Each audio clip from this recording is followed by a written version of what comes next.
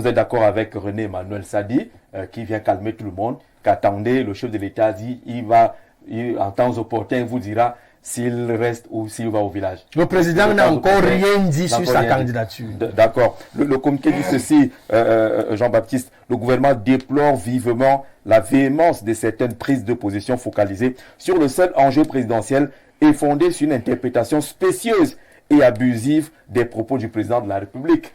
Par exemple, ce que vous avez dit à l'entame, que vous savez que lui est candidat. Oui, ça c'est ma conviction et c'est mon opinion. Je pense que les choses sont assez délicates, il est vrai. Donc, quand on dit la stratégie, si moi je reprends le premier sujet que vous avez évoqué avant qu'on arrive ici, la stratégie du RDPC, évidemment, elle n'est pas arrêtée. Elle n'est pas arrêtée formellement. Oui. Parce que nous sommes, je l'ai dit à l'entame, à 7 mois de la convocation du corps électoral. Et le scénario que les militants savent, c'est que le président est candidat, parce qu'ils l'ont appelé à se présenter.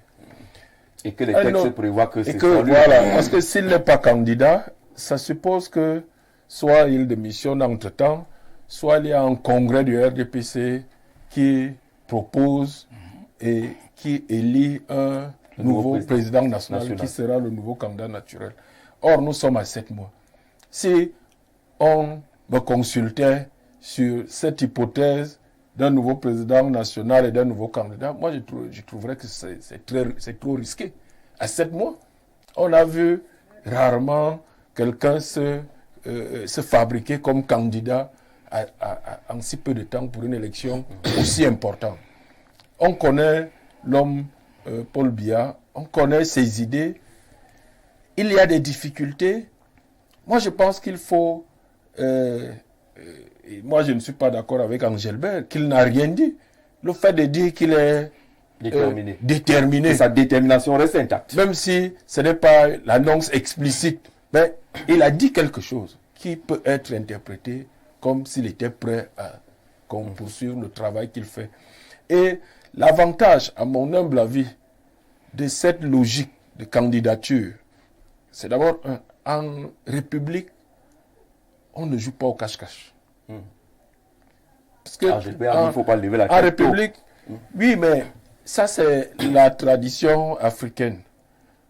Mais quand on veut instituer une république, une démocratie républicaine, il faut respecter l'autre.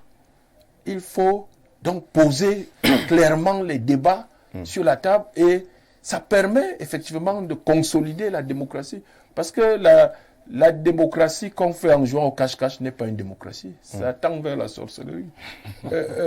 Mais donc, l'avantage qu'on a à poser clairement les enjeux et les hypothèses de candidature du président Paul Biya à 7 mois de la convocation de cette élection, c'est que ça permet au RDPC, c'est mon souhait, je l'ai exprimé il y a quelques jours, ça permet au RDPC de se mettre en rang. Parce que là, on a l'impression que la sortie du MINCOM peut semer encore le doute et démobiliser. Non, de se mettre en rang et de prendre les mesures. Je suis d'accord avec le ministre sur le fait que le mandat s'achève en octobre. En tout cas, de façon opérationnelle, en juin, lors de la convocation du corps électoral. Donc on a 7 mois. Et en 7 mois, un gouvernement peut faire bouger des lignes. Le président de la République, notre candidat, peut encore faire bouger beaucoup de choses. Et c'est ce que les militants attendent. Et c'est ce que moi je pense. Parce que l'avantage de ne pas attendre la dernière minute, c'est qu'on profite de ce temps qui nous reste de 7 mois pour prendre un certain nombre de décisions. Il y a un certain nombre de choses. Les réformes n'avancent pas. Il a dit lors du discours du 31, les réformes n'avancent pas au Cameroun ou en Afrique centrale en général, mais surtout au Cameroun. Moi, je parle de mon pays.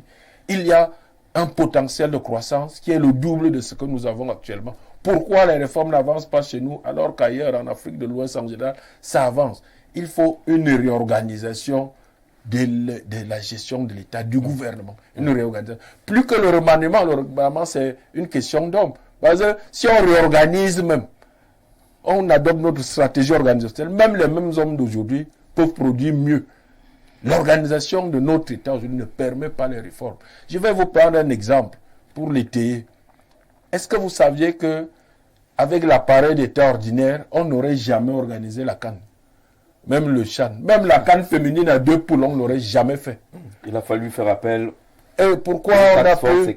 Voilà, c'est pas de gaieté de cœur. Parce que l'appareil administratif ordinaire bloquait tout.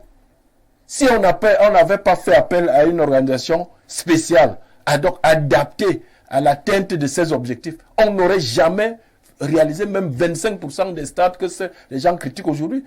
Donc ça a démontré plus que jamais la nécessité de réorganiser nos ministères, de réorganiser l'État. On est en plein processus de décentralisation. On ne peut pas décentraliser en gardant l'État tel qu'il est.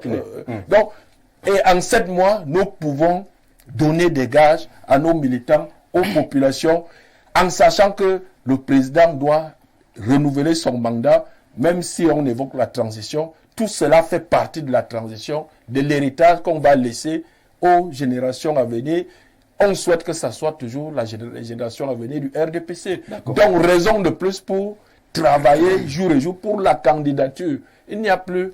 il n'y a plus à jouer au cache-cache. On n'a plus à tergiverser ni à jouer au cache-cache, selon mon point de vue.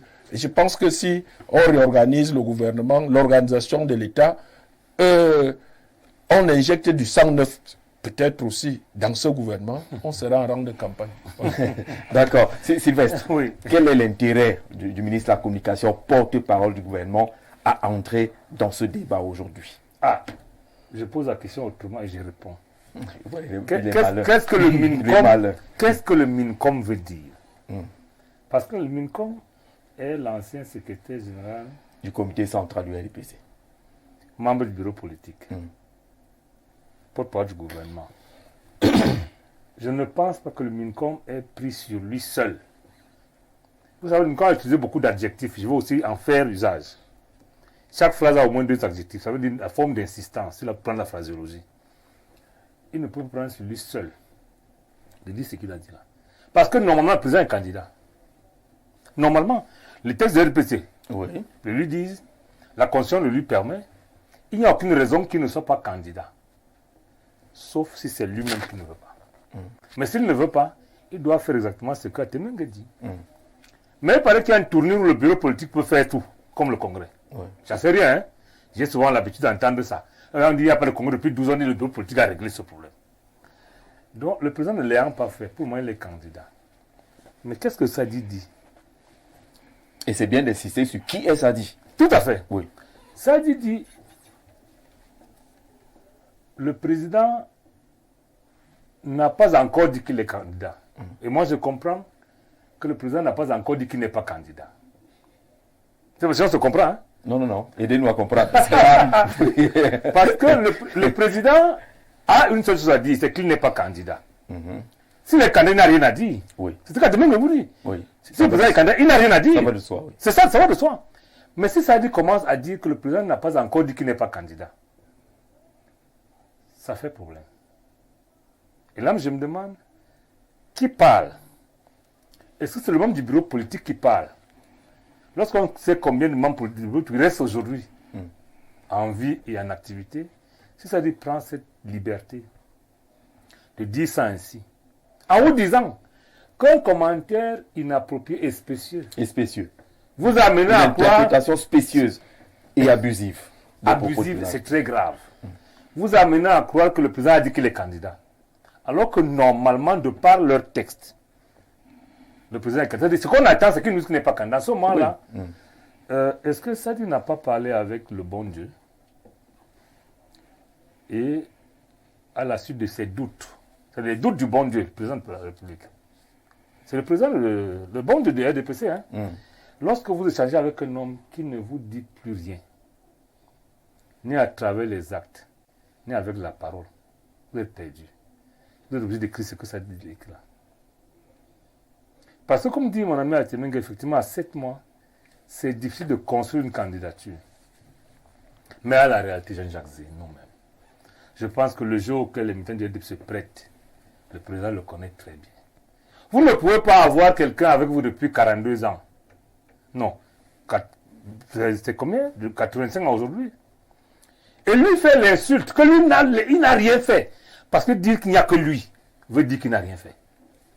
Un manager, Jean-Jacques Zé, un chef de famille, qui fait 40 ans à la tête d'une structure. Il y a personne qui peut se vanter de le remplacer. J'ai dit se vanter. Il y a un problème. C'est-à-dire qu'en fait, vous l'accusez de n'avoir rien fait. D'avoir fait la politique à terre brûlée. Et c'est pour ça que je comprends l'évêque de Garoua. Qui dit, comme il n'y a personne, il faut même donner d'abord au diable. En fait, ce monsieur aime tellement Paul Biya qu'il estime que si Paul Biya n'a pas pu fabriquer quelqu'un, au pluriel, des gens, il est méchant. Et dans ces conditions, donnons d'abord au diable pour voir. C'est comme ça que je comprends. Donc, ce n'est pas un communiqué facile, hein, ce que ça dit fait là. Il faut faire très attention parce que maintenant, est-ce que le président ne prend pas le temps de se faire désirer, hein? Mais en se faisant désirer, qu'est-ce qu'il gagne? Parce qu'en réalité, lorsqu'on dit dans mon village, hein, ce n'est pas le tien. Moi, dans mon village à Makaka, qui est le village d'Atemengue aussi, parce qu'on est voisins. Lui et moi, on est voisins au village. On dit que lorsqu'on atteint un certain âge, par la mort de son frère ou de son cousin n'est pas un crime. C'est-à-dire, si on parle aujourd'hui du président de la République. Non, c'est vrai! Non, on ne peut pas le dire, parce qu'en réalité, la surprise à Temengue dans notre village à Otélé, est-ce que les hommes de 75 ans grimpent sur les palmiers? Non. Sauf s'ils sont Quand on grimpe un sorciers. peu sur les palmiers, on parlait de lui. Est-ce que tu comprends ça? Donc aujourd'hui, si les gens sont malhonnêtes au point de dire qu'il n'y a que Paul Biya dans le RDPC, ils veulent le tuer. Alors, exercice donc très difficile pour le ministre de la Communication. Pourquoi est-ce qu'on n'aurait pas laissé le secrétaire national de la communication du RDPC d'intervenir? Parce que là, c'est le patron de la communication gouvernementale qui parle. Oui. Pas non, supérieur hiérarchique du secrétaire national de la communication. C'est ça le problème aussi. Donc en réalité, ne détachez pas l'un de l'autre.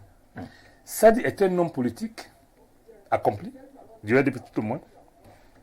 C'est un pro-chef de l'État. Il peut me dire qu'il le mime souvent. Sadi mime le chef de l'État. C'est les gens qui prennent tout le temps pour agir. Donc lorsqu'il parle avec des adjectifs, de forme d'insistance, dans un communiqué de 2 pages, il y a au moins 60 adjectifs. Il faut faire attention à ça. Je pense que Sadi nous dit, et il dit aux militants de RDPC que faites attention. Et si le président n'était véritablement pas candidat, comme dit qu'il n'est pas prêt là, est-ce qu'on va mourir? À supposer, comme même Atemengue dit que le président est candidat a raison. Les autres disent pire, qu'il n'y a que lui. S'il n'est même pas là, on est mort. Ça vous pose la question. Et si le président n'était véritablement pas candidat pour une raison ou pour une autre, qu'est-ce qui se passerait? En ce moment, on va voir les hiboux. Ils vont sortir de nous parce qu'en ce moment-là, vous allez voir la bataille au Congrès, où les gens seront candidats. Et il faut qu'ils fassent attention. Moi, je suis comme quelqu'un qui dit, le président dit qu'il est déterminé à continuer à servir. Il est sous mandat. C'est normal. Tu pouvais le comprendre ainsi. Est-ce qu'il a besoin de le dire 7 mois non, dans tous les cas, le président avait une occasion. Il parle tous les 31 décembre. Qu'est-ce qu'il fallait nous dire le 31 décembre? S'il ne dit pas ça, il y a encore quoi? Il y a toujours à dire. Non. Le président a fait le bilan lui-même. D'accord. Il a dit que ce n'est pas bon. Non, il a dit. Il allait même plus loin. En citant des exemples précis. Les routes, l'eau, l'électricité. Lorsque le président vous dit que ce qu'on a investi sur les infrastructures routières n'a rien à voir avec le rendu. Alors, sauf que les amis d'Angevert dans la presse ont cité les ministres les performeurs, les meilleurs. Non, et on a retrouvé justement, on a retrouvé les ministres qui sont dans ces secteurs. Je vous vois venir. Et ils ont peut-être compris comme peut-être que Sadi va venir nous expliquer aussi. Jean-Jacques, lorsqu'un chef d'État vous dit fondamentalement ça n'a pas marché, il commence à énumérer, il fait les statistiques. Il faut voir ça dans le cadre de la minoration. Ça veut dire que ce qu'on a mis n'a rien à voir avec ce qu'on a reçu. Mais il y a quand même 400 quelque chose de kilomètres de route goudronnée. Ça veut dire quoi en communication généralement? Ça veut dire que je vous ai dit au départ que je suis déçu par vous. Mais j'ai lu ça à vous, je suis déçu pourquoi? Parce que vous n'avez fait que. C'est le terme que là qui a manqué dans le discours du président de la République. En fait, c'est le problème. Et en ce moment-là, moi, je commence à me dire il faut que tout le monde soit prêt.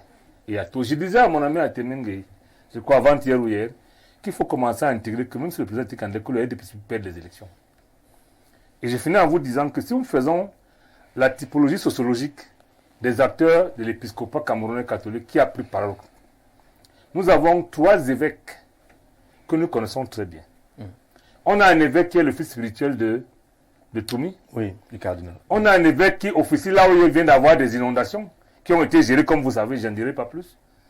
Et un autre évêque qui est d'une région château d'eau, comme vous appelez. Résumés, ils sont tous du Grand Nord. Que les DPC a l'habitude d'appeler. C'est leur mot bétail électoral. Ce qui s'y passe aujourd'hui, c'est un peuple qui tend à s'émanciper également. Et quand les évêques parlent, il faut rappeler que le Grand Nord est en majorité animiste ou chrétien, pas musulman, contrairement à ce qu'on peut croire. Ces évêques qui parlent, je ne dis pas qu'ils sont mandatés, mais ils expriment au-delà de tout ce qu'ils entendent, parce que je vais finir par là. L'Église catholique a servi pour tuer les UP6, parce que les gens allaient se confesser, on disait à l'autorité, on les tue le lendemain. Maintenant, lorsque l'Église catholique veut servir autrement, j'ai entendu le pasteur dire ici qu'il faut prier seulement pour le pouvoir. Parce que prier pour le pouvoir, c'est leur dire ce que les fidèles pensent. Pour Kamto aussi. Non, c'est le pouvoir. Non, quand Kamto sera au pouvoir, il faut. Maintenant, vous pouvez il faut effectivement prier, mais la meilleure prière, c'est dire au chef d'État, si vous l'aimez bien, les insuffisances de son système. C'est ça le problème. D'accord. Alors, on en vient au pasteur. Oui. La sortie de René Emmanuel Sadi en ce moment, est-ce que ce n'est pas pour calmer ceux qui ont sorti les machettes et les roues pour s'abattre sur les évêques qui ont osé parler? Je crois que les mots qui sont dits dans son discours sont des mots choisis et intellectuellement avérés, parce que je crois que ce n'est pas un discours d'un homme confus. C'est un discours d'un homme qui a reçu une direction. Et il faut rappeler que le ministre Emmanuel Sadi ne parle pas en son nom propre. Il parle au nom de l'État du Cameroun. Ça veut dire que c'est une communication qui était bien coordonnée. Il ne parle pas ici comme étant secrétaire général ou bien ex-quoi du RDPC. Il parle au nom de tous les Camerounais. Il apporte une lumière sur une confusion qui est en train de se vivre au niveau des réseaux sociaux avec tout ce qui se dit à la veille de cette essai électoral. Voilà, ce que je veux dire, c'est que ça reste croire, comme l'a dit, j'ai pas envie de dire l'UPCiste, parce que c'est ce qui a ressort au fond. C'est même vrai.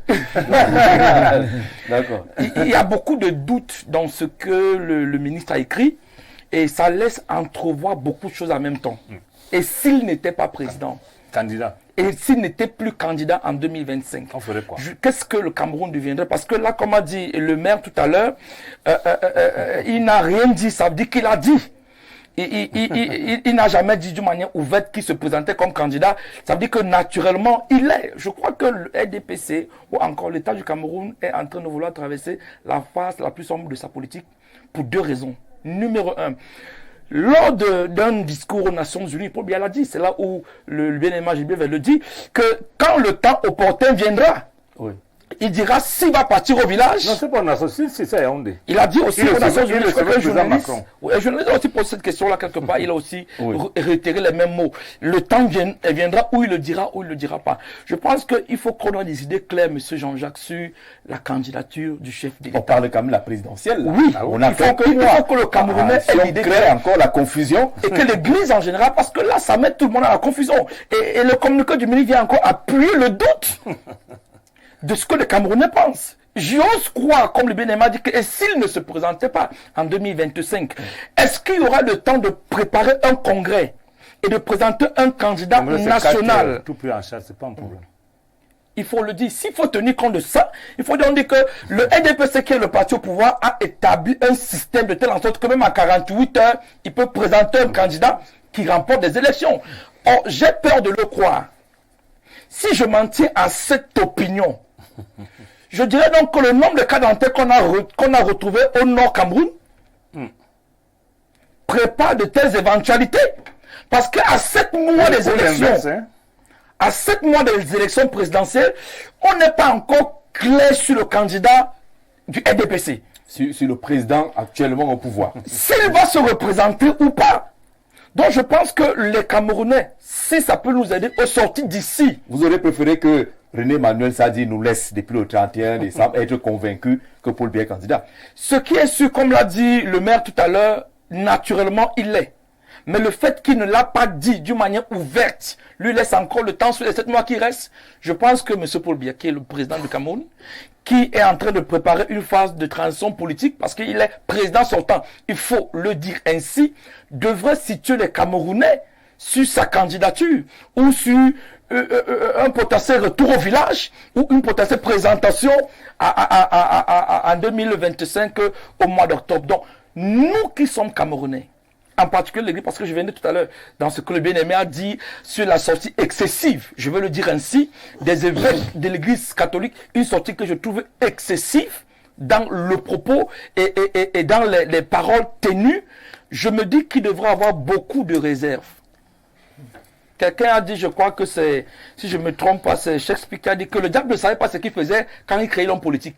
La politique, c'est... Quand vous dites que c'est le diable qui a créé l'homme politique, il ne savait pas ce qu'il faisait quand il créait l'homme politique. Parce que je crois que l'Église doit, comme l'a dit, rester en réserve et regarder et supporter sur le plan spirituel. Moi, maintenant, si... Alors, on est donc dans quelle position maintenant? Je suis on est dans quelle position maintenant? Oui. Le président Paul Biya, selon René Emmanuel Sadi, n'a pas encore dit qu'il est candidat. D'une manière claire, le ministre René Sadi vient de nous faire comprendre que c'est pas sûr qu'il le soit. Et que si jamais il doit l'être, il nous le dira. Donc, le mandat en cours continue à être observé. Nous continuons à soutenir le chef de l'État jusqu'à ce qu'il se prononce comme candidat ou pas. Alors, M. Atemengue est très prudent. Il peut jouer dans la prochaine équipe. Très réaliste, ce monsieur. Il faut lire entre les lignes. Paul Biya s'est bien prononcé. Stanislas de Marois. Pas de cache-cache, comme dit monsieur le maire. Est-ce que ce n'est pas ça le problème? Avoir l'impression que finalement, le pouvoir qui a le pouvoir a décidé de jouer dans le maquis. Quelqu'un disait, je crois que c'était sur la toile, parce que toujours même maman me qualifiait de quelqu'un qui s'abreuve des fake news. Des fake news. La maman qui m'a tensé hier, elle dit que ta spécialité, monsieur le père siffleur, c'est que tu es dans ton élément. Mais c'est grave ça. Les fake news. Tu as touché à quelque chose. Tu es dans ton élément, les fake news. C'est dans les réseaux sociaux que j'ai lu quelque chose. J'ai lu la certitude pour l'année 2025, c'est que tout le monde est dans l'incertitude. Et c'est ça qui est la vérité. Tout le monde... Là, René Emmanuel Sadi vient d'en rajouter une couche supplémentaire. Est dans l'incertitude. Sera candidat, ne sera pas lui seul détient la réponse. Même ses propres collaborateurs ne savent pas s'il le sera ou s'il ne le sera pas. Ce que mon copanéliste Jean-Baptiste Atemengue, monsieur le maire, est en train de faire là, c'est-à-dire que il se risque, il se jette dans l'eau. C'est un jeu dangereux. C'est un jeu. C'est-à-dire que ça peut bien se passer, il gagne. Ça peut mal se passer, il le coupe. Un peu comme Père à son âme, le professeur. Il y a un professeur qui disait que, il est même décédé, il disait que Paul Biya va mourir en une année là. Oui. Si Paul Biya mourait, Guy Parfait Songhé, Père à son âme. Oui. Si Paul Biya mourait l'année là, Guy Parfait Songhé aurait été porté, devenait un très grand prophète. Malheureusement, Paul Biya n'est pas mort, lui il est parti. Donc c'est un peu le jeu, à ce jeu là que Jean-Baptiste Atemengue est en train de jouer. C'est-à-dire que Paul Biya, candidat, il est le candidat naturel. Il est même notre candidat. D'ailleurs, il y a eu des appels. Le RDPC a joué à ce niveau. Sauf que Paul Biya lui-même n'a encore rien dit. Or, il doit tout dire. Il doit montrer quand même si la direction qu'il prendra. C'est vrai qu'en politique, il faut être prudent. Parce qu'il faut rappeler également les principes politiques ici en Afrique. Il faut être prudent. Et c'est cette prudence qui caractérise tous les caciques qui sont autour de lui. Vous allez constater que le ministre Grégoire Ouna a été le premier à être très prudent. René Emmanuel Sadi, un autre cacique autour du décideur central, est également prudent. Et cette prudence est celle qui devrait caractériser tout le monde. Tous les Camerounais, tous les RDP6. Ceux qui se risquent à à ramener à compte au courant de par rapport à cette prudence risque de se casser, risque de se fracasser. Alors il faut garder... La situation, c'est laquelle? La Tout situation... le monde est prudent, il y a une élection, le peuple veut savoir qui est candidat, qui propose quoi, mais entre-temps, on croise les bras parce que tout le monde a peur de prendre le risque. Voici la situation. Le président Paul Biya n'a jamais dit qu'il est candidat à l'élection 2025. Tous ceux qui veulent le challenger, comme Aimé Cyprien Olinga qui aujourd'hui est au commissariat central 4 en détention. Voilà. Et les autres, tous ceux qui veulent le challenger, n'ont qu'à se positionner. Ils n'auront pas tort parce que en face, il n'y a pas encore le candidat. Mais c'est bien de se positionner quand on sait qu'il y a en face. Si on c'est aussi ça la politique africaine. C'est la politique africaine en réalité, mais ce n'est pas une bonne politique. On ne doit pas laisser le pays en navigation à vue. Ce n'est pas normal. Dans l'incertitude, ce n'est pas normal. Vous allez voir que même les analystes politiques, les politologues ont du mal à se positionner, à faire une analyse claire de la situation du Cameroun. Et ça me rappelle que le président de la République aime bien jouer à ce jeu, le jeu du mystère, le jeu de l'énigme. C'est-à-dire que quelqu'un dont on ne sait vraiment pas quelle est la direction qu'il va prendre, à quoi il pense, sauf que c'est suranné. C'est justement suranné. Actuellement, ça va tellement vite que même ce que Jean-Jacques fait dans sa chambre, il retrouve ça sur la toile où tout le monde va voir. Il faut être clair. Nous sommes en démocratie. La démocratie a ses principes. Montrer aux gens quelle est la direction à suivre. Sinon, vous entretenez quelque chose que vous ne pourrez pas esquiver. Alors, René Manuel Sadi dit, au demeurant, s'agissant de son éventuelle candidature à la présidence de la République, le président Paul Biya a déjà dit lui-même qu'en temps opportun, il fera savoir s'il se porte ou non candidat à cette élection. Ce qui rend désormais, j'aime bien le mot là, superfétatoire. Il est très utilisé au gouvernement, c'est ce mot-là. Toute polémique sur cette question. Et là, je pense que il a la réponse. Il a dit lui-même. Il a déjà dit lui-même. Forme d'insistance. Voilà.